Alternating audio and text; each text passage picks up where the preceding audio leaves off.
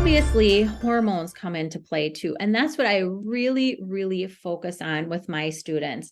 We do not count calories inside Low Insulin Academy. We look at macronutrients, meeting protein targets, only eating a couple times a day, bringing insulin levels down, because when insulin's high, you can't burn fat. So if we can lower our insulin levels throughout much of the day, we're going to be able to burn our own fat. So all of these crappy guidelines and getting our blood sugars all out of whack from where they should be have messed up our hormones horribly.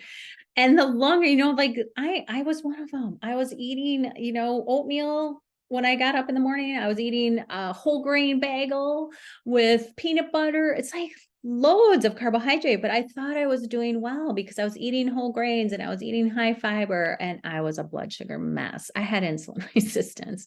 So of course, this is going to increase our insulin. Okay.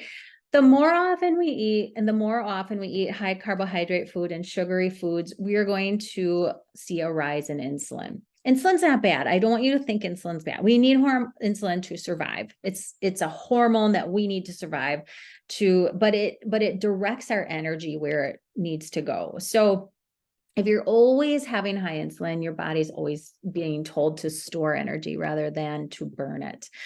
So cortisol issues also come into play here. We lead very stressful lifestyles.